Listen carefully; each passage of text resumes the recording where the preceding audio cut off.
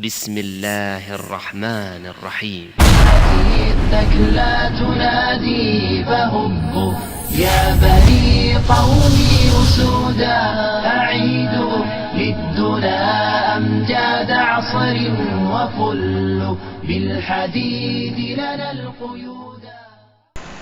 Hello everyone, this is Colin once again. I'm making the first segment in a long-awaited series that I promised to make a while ago. I've had summer school, and summer school just ended, so I am out of my classes for now, and so I thought it would be appropriate to make this video, since I know many of you have been waiting for me to make this video. This is going to be the first installment of an ongoing series I plan on making in its entirety about the text of the Quran. I feel that a lot of Orientalists and a lot of haters on YouTube and elsewhere are trying to cast this idea that the Quran is somehow corrupted and that somehow it is the Quran we have today is not the Quran that was revealed to the Prophet Muhammad, peace be upon him. I hope to prove in this series that their lies and opinions are utterly wrong, based on authentic Islamic sources and the works of scholars and other Muslim and non-Muslim who have studied the subject. Now, this first segment is a direct refutation to Ahmadsquran3's one of his newer videos. It's not his newest, but it's a new video. It's called Uthman's Quran, I believe. In this video, he attempts to prove, at least I listened to what I recall, the main points I'm going to be covering are when he quotes two hadiths. I believe they're both in Sahih Bukhari, where he tends to show that the Quran, when Zayd ibn Thabit, may God be pleased with him, who was the official scribe, was making the Mus'haf for Uthman, that there were certain, in Ahmadsquran3's opinion, clear signs that there had already been corruption at this point in the Quran's textual transmission. I'm going to prove the Ahmadsquran. I'm going to prove two things in this video with regards to Ahmadsquran3 personally. The first one is a point that I think I've proven time and time again, is that I don't believe Ahmadsquran3. I think Ahmadsquran3, thinks that his followers are stupid. I think that he believes that they will never call him out on his information, they will never do their own research for themselves, and that they will never bother to go anywhere beyond his videos. And you can see that in actual fruition when you see many of the people who create accounts simply to cater to his videos. If that's not, without bothering to do their own research. And I would encourage these people to do their own research and to check out books by Muslims who talk about the same subject, and you'll find that there are refutations that have been in existence for centuries that refute pretty much everything Ahmadsquran3 says on these subjects. The second point I'm going to try and make is I don't believe Ahmadsquran3 ever tells his followers the whole story. For a man who claims to have studied Islam and other comparative religious topics for 20 years, his lack of information. I've only personally been a Muslim for 3 years, and I find that my resources that I own personally and the studies that I've done within 3 years of being a Muslim and studying comparative religion for about 5 years now, 6 years, seriously, I find that there are refutations that have been in existence even before I came across his videos. But enough about him personally. In this video, I'm going to be using a book, not the one you see in the screen there, but this book right here, called The History of the Quranic Text from Revelation to Compilation. This is by a scholar named M.M. al-Azami. He talks about the transmission of the Quran on a textual level, and I'm going to be focusing on the two hadiths that Ahmadsquran3 brought up in his part B, I believe, of his video Uthman's Quran, where he says that there is this glaring problem, and I'm going to show that it's actually Ahmadsquran3's lack of knowledge that makes him come to the conclusion this is somehow proof that the Quran that we have today is corrupted. For those of you out there who think that Muslims are nothing more than terroristic, imperialistic, ignorant, lying sacks of crap, you may, and also have been trained by Ahmadsquran3 and others to basically ignore and disbelieve in anything that Muslim scholars and Muslims themselves have to say about their own religion, you can turn off my video now. Thank you. For those of you who are still with me after that warning disclaimer, please enjoy. I'm going to be reading now from page 90 of this book, and going to explain this subject and why Ahmadsquran3 is incorrect. Subsection 3, entitled Uthman Retrieves the Sahaf from Aisha for Comparison. Umar bin Shaba, narrating from Zawar bin Shabib, reports going in to see Ibn az-Zabir in a small group, I asked him why Uthman destroyed all the old copies of the Quran.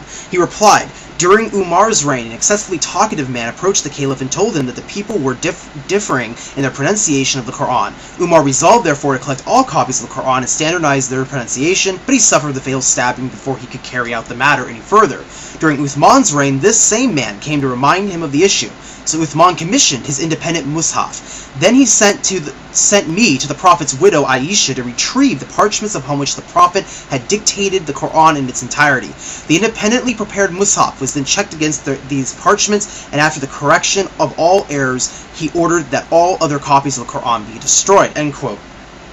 This is from that hadith was from Ibn Shaba in his Tariq al-Medina, page 990 to 991. Also as Az-Zayuti from the scholar Az-Zayuti in his Al-Ihtan, chapter 2, hadith number 272, quoting Ibn Ushta's Al-Mazif. There are some useful details in this narration regarding the acquisition of parchment from Aisha's custody, though by traditionalist standards, the narrative chain is weak. The subnote is, one of the narrations is a very low repute, so it is considered a matruk in the chain of transmission. The following report, however, lends strength to the previous one. Ibn Shaba narrates on the authority of Huran bin Umar, who relates that, quote, when Uthman wanted to make an official copy, he asked Aisha to send him those parchments which were dictated by the Prophet and which she kept in her house. He then ordered Zayd ibn Thabit to correct accordingly, as he himself was not free, since he wanted to devote his time to governing the people and judging among them. End quote. That hadith is from Ibn Shaba, Tariq al-Medina, which is considered to be a sahih. Similarly, Ibn Ushta reports in Al-Majif that Uthman, resolving on an autonomous copy using primary sources, sent to Aisha's house for the suhaf. In this account, a few differences were found, with Uthman's copy being corrected as necessary. End quote. That is also from Al-Zayuti Al-Ihtan, chapter 2, section 272, which is considered sahih.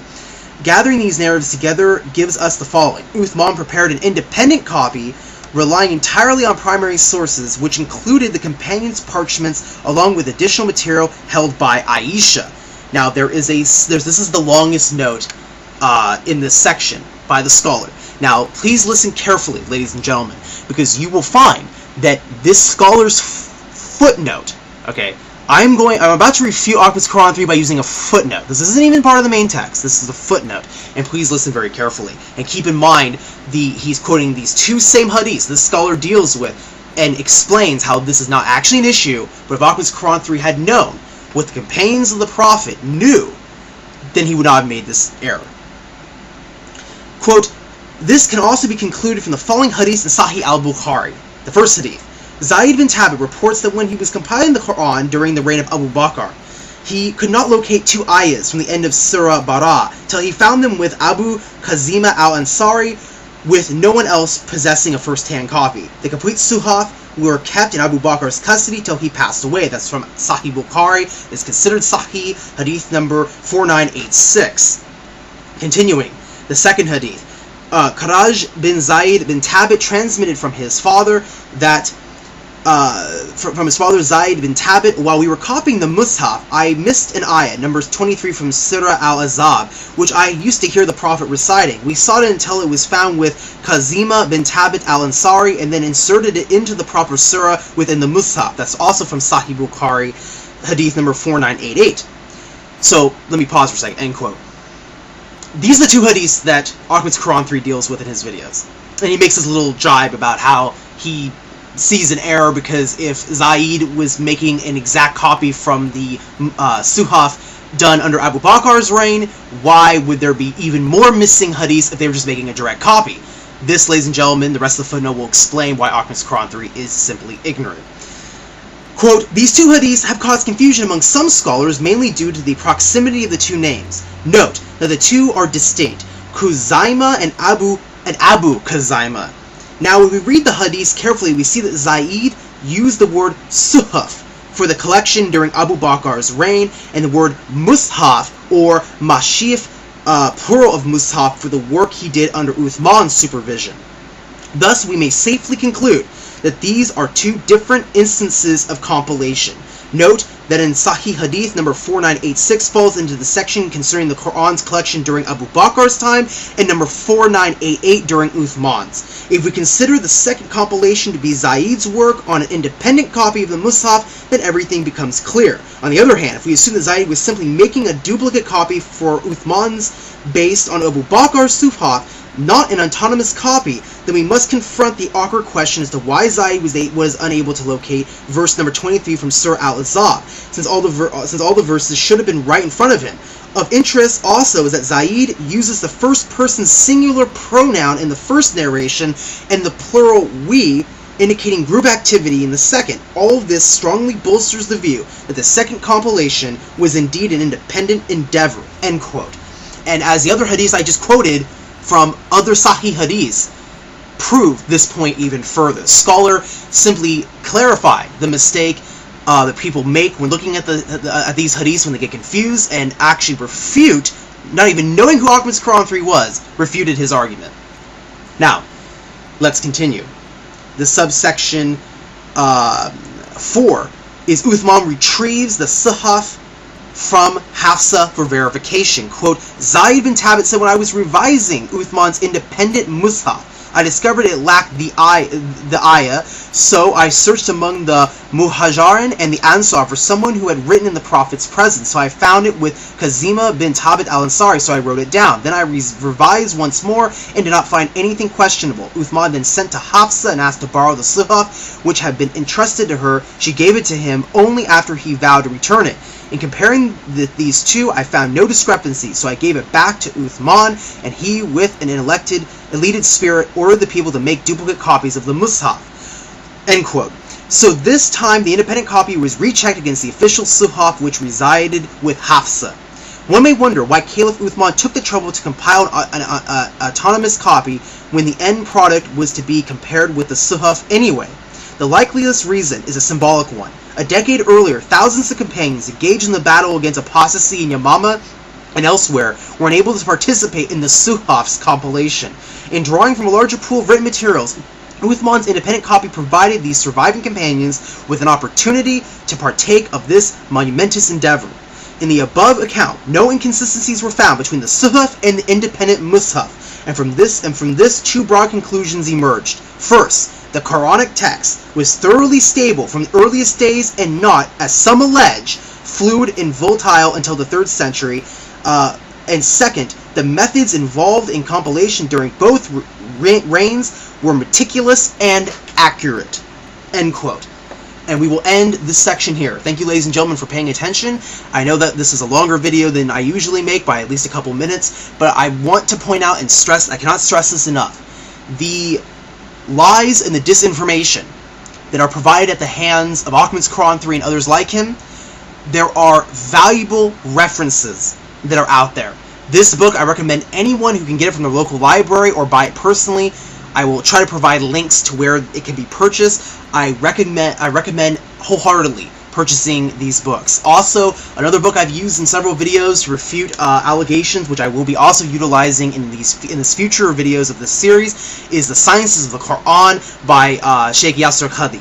Both these books are identical in agreement. The only difference is that the book I just quoted from, the history of the text of the history of the Quranic text, also talks about the text of the Bible as well as a comparative religious nature. However, The Sciences of the Quran by Yasir Qadhi is just on the Quran itself, and it is a textbook.